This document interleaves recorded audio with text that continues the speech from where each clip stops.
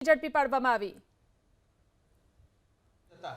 એ વિડીયોઝને deep search ઇન્ટરનેટમાં કરતા અમને અમારી જે ટીમ છે એ ટીમના ઇન્સ્ટા અકાઉન્ટ મળી આવેલા જે કે સ્ટ્રેન્જર્સ નેશન 2 અને સાથે સાથે આનાથી જ રિલેટેડ જે ફેસબુક પેजेस છે સ્ટ્રેન્જર્સ ઓફ ધ નેશન અને strangers of the nation account Facebook ઉપર અને એક ઇન્સ્ટાગ્રામ ઉપર અમને મળી આવેલો। આ બહુ પોપ્યુલેટેડ ઇન્સ્ટા અકાઉન્ટ હતો। કહેવાનો કે આના જે ફોલોઅર્સ છે એ 10,000થી પણ વધારે દરેક અકાઉન્ટ ઉપર ફોલોઅર્સ હતા અને ઘણા બધા કન્ટેન્ટ્સ એ લોકોએ મૂકતા હતા। એક ટેકનિકલ ટીમ એસપી સિદ્ધાર્થ બનાવેલી જેમાં DYSP Harsh Anand Ojha, Manal Shah, RC Vadhwana, PR Vasava વગેરે રહ્યા। એ લોકો દ્વારા ટેકનિકલી આ account PR Vasava, police constable Ravi Desai વગેરે રહ્યા। એ લોકો દ્વારા ટેકનિકલી આ અકાઉન્ટ હોલ્ડર્સ કોણ છે એ બાબતમાં ડિટેલ્સ શોધવામાં આવેલી। જાણવા મળેલ કે આ જે અકાઉન્ટ છે આ બેસિકલી ત્રણેય અકાઉન્ટ એક ક્ષમા પરવીન રહે આરટી નગર બેંગ્લોરમાં રહે છે। આના ડીપ સર્ચ કરીને આની ડિટેલ્સ આના ફોન નંબર્સ આના ડિટેલ એડ્રેસ વગેરે બધું આઈડેન્ટિફાઈ કરવામાં આવેલો। એ આધારે પછી એક ટીમ બનાવવામાં આવેલી જેમાં DYSP Virjeet Parmar, PI S Chada, PI Manal Shah, PSI MN Patel, BJ Patel, ASI હિનાબેન મકવાના આ લોકોની એક સંયુક્ત ટીમ બેંગ્લોર ખાતે રવાના થયેલ। ઇન્ટરસ્ટેટ ઓપરેશન હોય રાજ્ય પોલીસ અને સેન્ટ્રલ એજન્સીઓની ત્યાં મદદ લેવામાં આવેલ જેમાં ઘણી ફલદાયક સાબિત થયેલ। અને આ જે સસ્પેક્ટ આરોપી છે એને ત્યાંથી એને ઘરેથી ડિટેન કરવામાં આવેલ।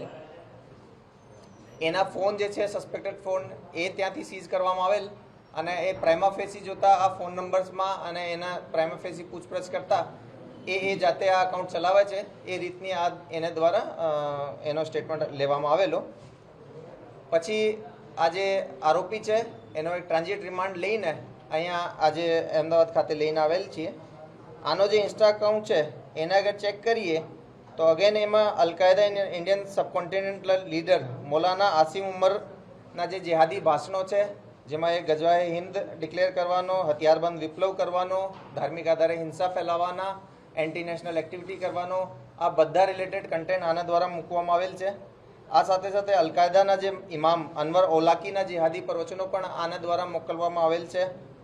સાથે સાથે લાહોરની લાલ મસ્જિદના મૌલાના અબ્દુલ અઝીઝનો બયાન પણ એ પોસ્ટ કરી છે જેમાં કે ભારતમાં ધાર્મિક આધારે હિંસા ફેલાવીને દેશ વિરુદ્ધ કામગીરી કરવા માટે લોકોને એ લોકોએ ઉકસાવતા હતા।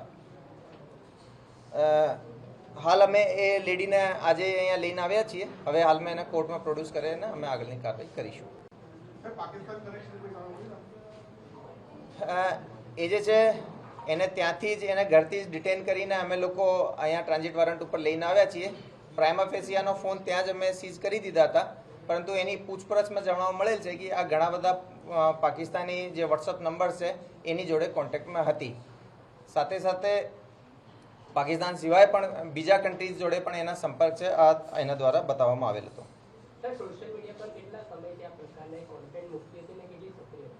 જો અમે એના રિસેન્ટ જે કન્ટેન્ટ છે એ કન્ટેન્ટ આધારે આપણે કહીએ છીએ કે આ રીતના સસ્પેક્ટેડ કન્ટેન્ટ છે। આજે જ અમે એને લઈને આવ્યા છીએ। એની પ્રોફાઇલ કેટલી જૂની છે એ અમે થોડો આનો ડિટેલ અભ્યાસ કરીને આપણે કહીશું અને આ પ્રોફાઇલ્સમાં ક્યારથી એ લોકોએ રેડિકલ કન્ટેન્ટ અને અલકાયદા રિલેટેડ કન્ટેન્ટ મૂકવા માંડ્યા છે એ પણ અમે આપણે ડ્યુરિંગ ઇન્વેસ્ટિગેશન કાયદાની ભાષામાં આને આતંકી કહેવાય મહિલાને કે શું કહેવાય?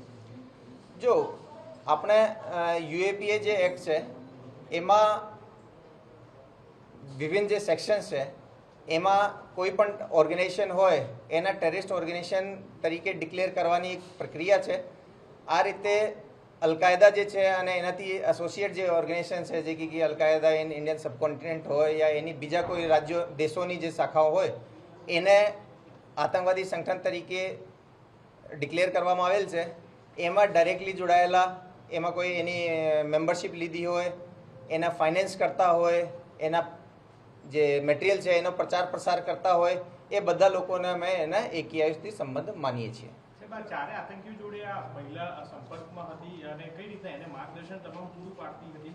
જો હાલ સુધીની અમારી તપાસમાં એ જે ફેક જે હતો જે કે અમે દિલ્હીથી લઈને આવ્યા હતા એ આને બહુ વધારે એક્ટિવ કોન્ટેક્ટમાં હતો.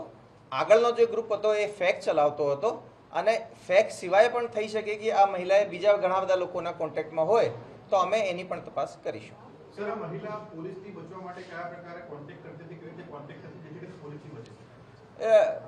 બેસિક આ છે કે ભાઈ આ જે મહિલા છે એના દ્વારા એ જે હું આપણે જે આઈડીઝની વાત કરી એ આઈડી છે એ એના નામે ના હતી. જે બેસિક પ્રિકોશન્સ રાખવા જોઈએ એ પણ એનો ખ્યાલ રાખતી હતી. ઘણી વખતે આમાં જે કન્ટેન્ટ છે એ બહારથી પણ મૂકવામાં આવતા હતા. મારે કહેવાનો મતલબ આ છે કે વિદેશોથી પણ એની આઈડી ઉપર કન્ટેન્ટ મૂકવામાં આવતો હતો.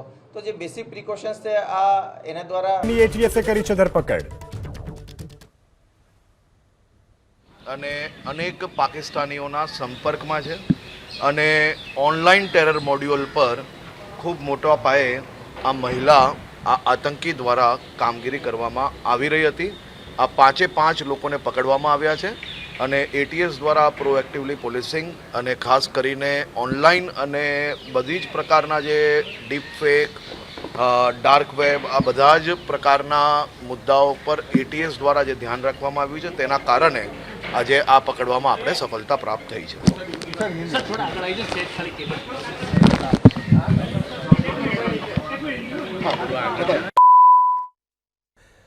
તો બેંગલુરુમાંથી શંકાસ્પદ મહિલા નક્સલીની એટીએસ દ્વારા ધરપકડ કરવામાં આવી છે. આ અંગે ગૃહ રાજ્યમંત્રીએ પણ જાણકારી આપી છે.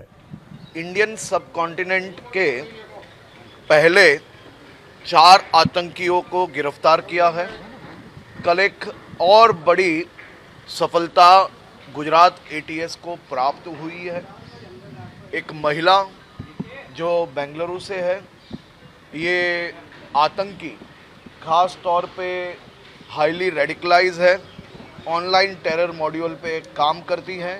उसके बहुत ही महत्वपूर्ण पाकिस्तानी संपर्क भी उसके अलग अलग डिवाइसेस से मिले हैं. गुजरात एटीएस की ये प्रोएक्टिवली पुलिसिंग के माध्यम से 5 जितने महत्वपूर्ण ऑनलाइन टेरर मॉड्यूल पे काम करने वाले अलकायदा इंडियन सब कॉन्टिनेंट के ये आतंकियों को गिरफ्तार करने में सफलता प्राप्त हुई है.